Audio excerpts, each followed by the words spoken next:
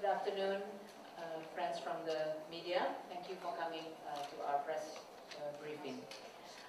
We want to share with you the results of our International Conference on Sustainable Development with a special focus on tourism. And at the same time, we also launched the Sustainable Development Solutions Network of Indonesia, and or for short SDSM, SDSM Southeast Asia. I just wanted to give a little bit of background. Why are we doing this conference? Mainly, one reason is because one of the priorities of APEC is sustainable and equitable development.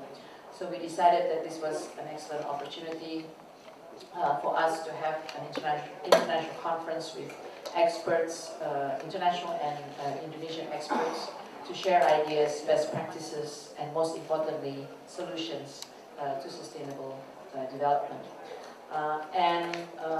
Why this whole notion of sustainable development has actually become a topic of much discussion is because, as you all know, we are close to approaching the end of the so-called target for Millennium Development Goals in 2015, and since the Rio +20 meeting, there's all this discussion about the need to move forward on sustainable development, which is multidimensional, economic, social, and environmental.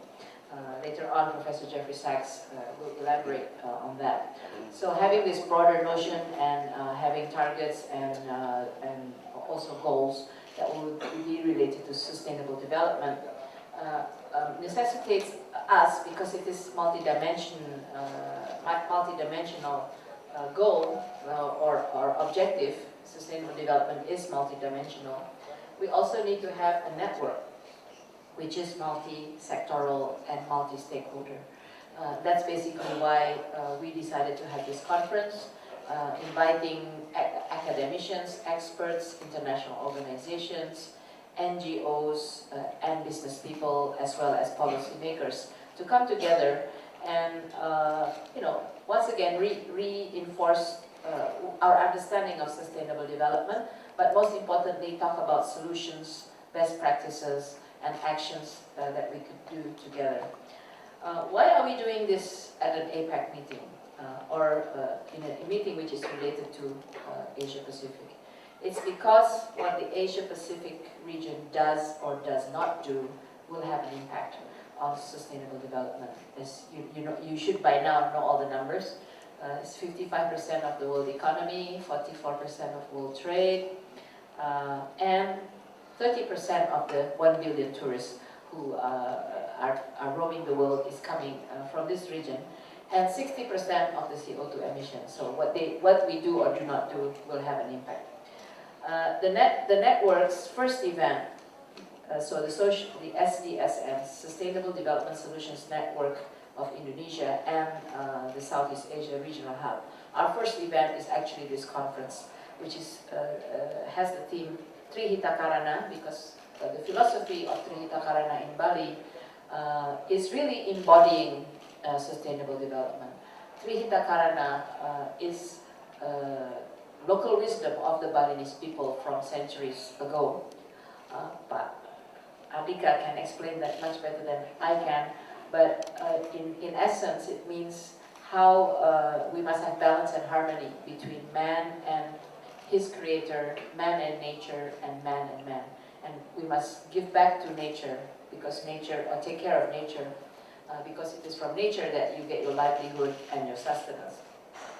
So that's really the event, and we had a very good discussion between academicians, practitioners, innovators, business people, and we also had a showcase of solutions already, sustainable solutions already implemented in Indonesia, from micro hydro power to generate electricity in villages, to innovative ways of teaching math to children in Papua, to the Bupati of Bojonegoro explaining how he was able to pave his roads.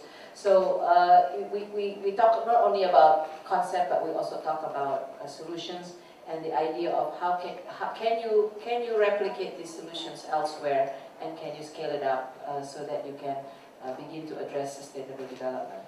I think I will end there, and I will ask Professor Jeffrey Sachs, who is the director of the UN Sustainable Development Solutions Network, as well as the director of the Earth Institute in the University of Columbia, which is doing so much work on sustainable development. And I will ask Andika to say something on Hita, Karana. Jeff? Thank you very much. It's really been a wonderful conference, and especially for us, the launch of the Sustainable Development Solutions Network for Indonesia and for Southeast Asia is a very important occasion.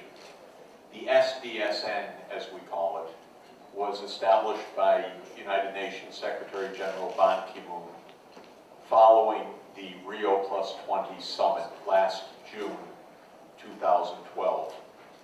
The Secretary General asked me to work under his auspices to establish a worldwide knowledge network that we expect to operate at least till the year 2030. It's not a short-term, one-time meeting, but it is to be a knowledge network to help Indonesia, countries in this region, and worldwide to solve very challenging problems of combining economic development, social inclusion, and environmental sustainability.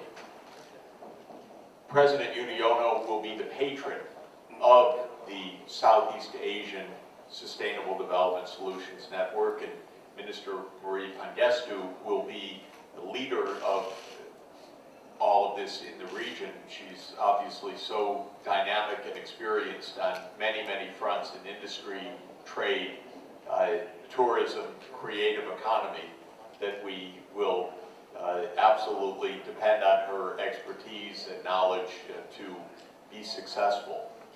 President Yudhoyono, as you know, is one of the world leaders in sustainable development, and as co-chair of the high-level panel on the post-2015 agenda, played a absolutely pivotal role to ensure that sustainable development will be at the very center of the new 15-year development agenda.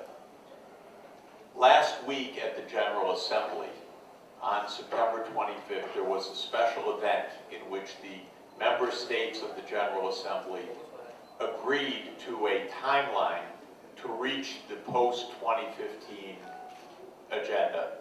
This was heavily influenced by the successful high-level panel. On September 25th, the world's government said that sustainable development will be the center of the new agenda, that ending extreme poverty will be the highest single priority, that, as the minister just explained, a holistic vision of society will underpin the sustainable development goals, and that all of this is to be set in place by 2015. I'll mention one other point, which is that also in 2015, the governments of the world are committed to agreeing on a new climate change treaty. It was especially notable for us that President Humala of Peru graced this conference because he will host a very important summit, or what they call the Conference of the Parties on Climate Change, next year in Lima on the way to the 2015 agreement. So it was a wonderful opportunity for the President of Peru to explain his vision of sustainable development, which he did very powerfully, and also to see the widespread interest in success of the initiative that he's going to have a great role in during next year especially. So we're off to a very solid start. There will be a network of universities in Indonesia constituting the Indonesia part of the Global Sustainable Development Solutions Network. The Climate Center at the University of Indonesia will be the lead institution, and there are many, many universities around the country that will participate. And then we will have universities all over Southeast Asia as part of the regional network. And Minister Marie Pangestu had a wonderful idea that given all the excitement from this conference, we will have another conference next year to keep up the momentum, perhaps on a different aspect of sustainable development. This year was on sustainable tourism. Next year maybe oceans or energy or some other set of challenges. But we're going to have to be very deliberate and diligent in our work because the challenges are huge and the world is not on a sustainable course right now. And that's why the dangers of climate change and ocean acidification and loss of biodiversity are so profound. We have to move quickly. Finally, let me note that thanks to the wonderful initiative of Sherry Nir-Salim, who is here with us and head of the Unity in Diversity Foundation and a tremendous world leader in sustainable development. Part of the creative campus that will be established in Bali will be devoted to the Solutions Network.